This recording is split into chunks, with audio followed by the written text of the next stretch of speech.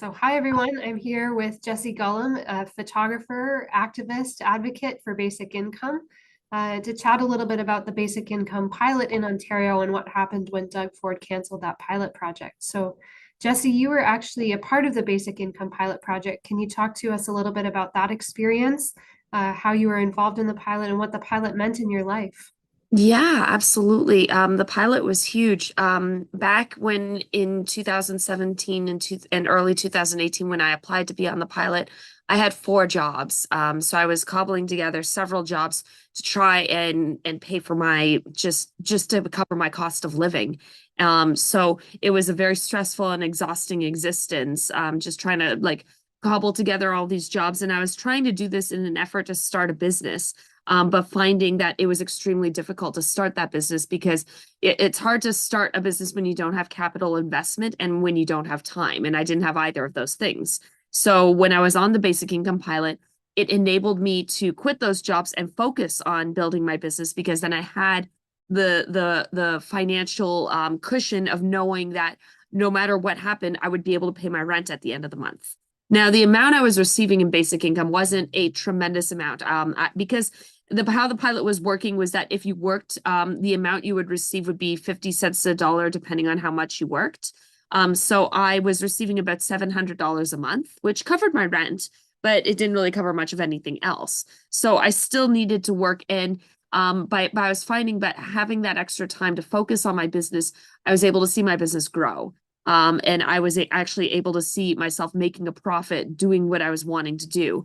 And I was really excited because I thought like I wrote out a business plan and I did financial projections, and I actually predicted that I would have only been on the basic income pilot for 2 of the 3 years the pilot was supposed to run, because at that point in time my business would have been successful. I would have been making more money. I wouldn't have qualified for the pilot anymore because I would have been making too much money.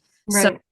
the cancellation of the pilot was devastating because I was like, there's my dream, there's my business, and I can't do it anymore because some person in the government who does not know me or know my situation at all just arbitrarily decided that this pilot was bad because of politics. And that made me extremely angry.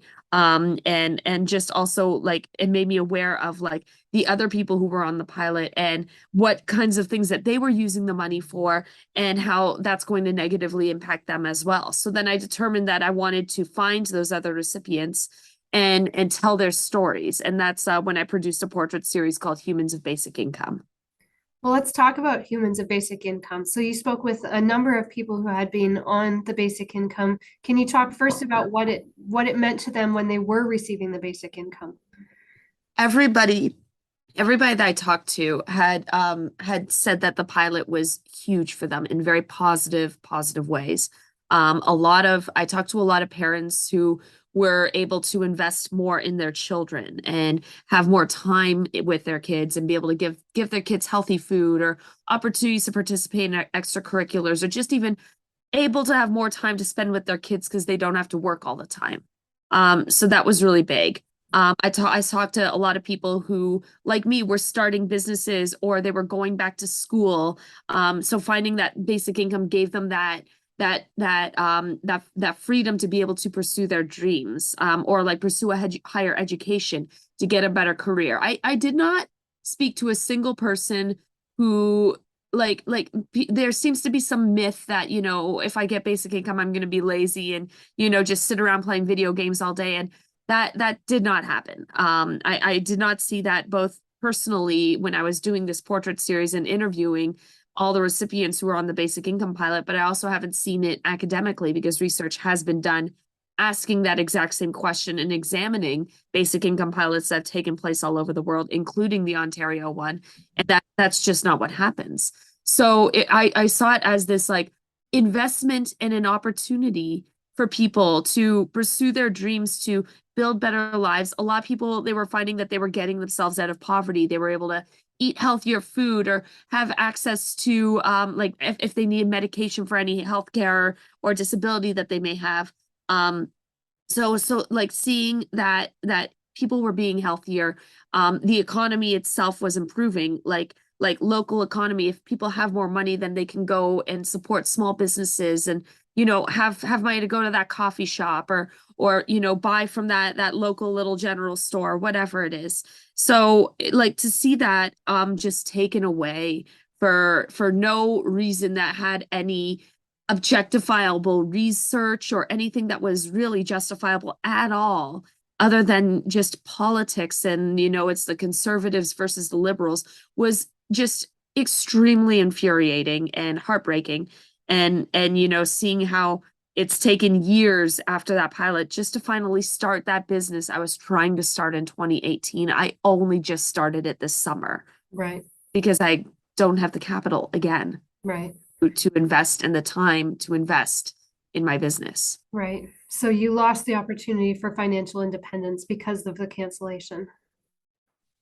One of the stories that really stayed with me when the pilot was canceled was a person who had lived on ODSP for several decades. And she said on ODSP, her physical condition only ever deteriorated. She only ever got sicker.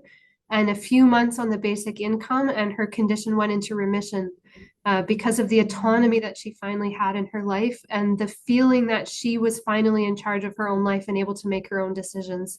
Can you Yeah. talk a little bit more about the people you spoke with about, that aspect of autonomy and what that meant to them and the feeling of empowerment?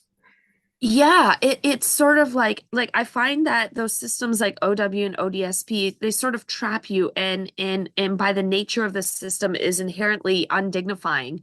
Like you have to report to a person, um, you have to declare your income, and if you make any sort of money whatsoever, then that ODSP or that OW is clawed back from you.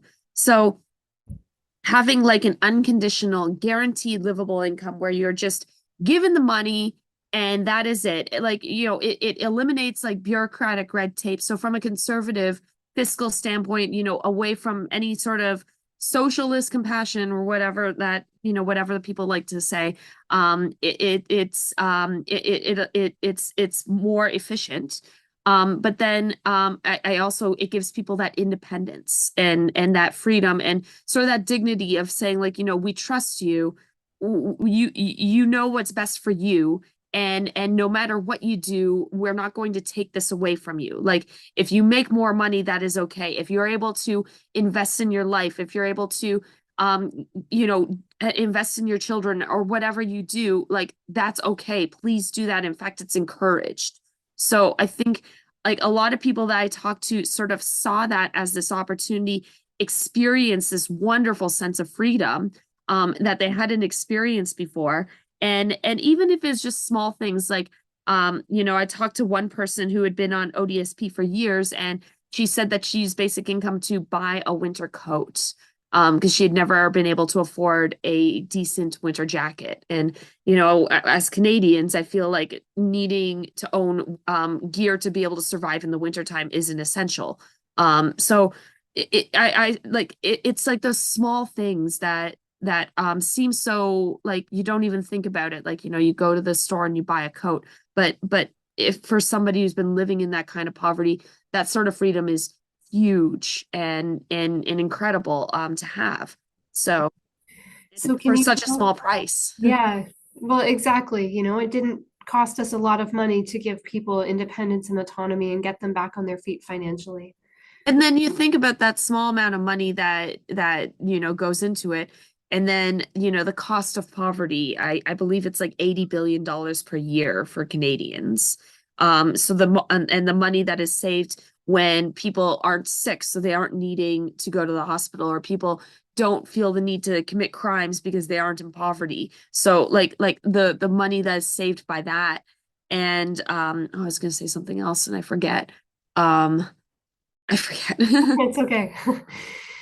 Can you tell us more about the people who participated in your portrait series, Humans of Basic Income? What was the impact on them when they lost the basic income? And just as a reminder, they had been promised that they were going to get it for 3 years by the Liberal government. And then Doug Ford came in and pulled the plug. So they did not get the 3 years of secure income that they had been promised by the province. Yes. Yeah, and it was also interesting to note, and I try to always remind people of this, that during that election campaign, Doug Ford had gone on the record multiple times stating that he would not cancel the basic income pilot. Right. So it was interesting and horrible that, someone would make an election promise and be voted in based on that promise, among other things, but then to just go back and break that promise with no consequences whatsoever. So people were angry. I myself was furious. So everybody I talked to was very angry, very devastated.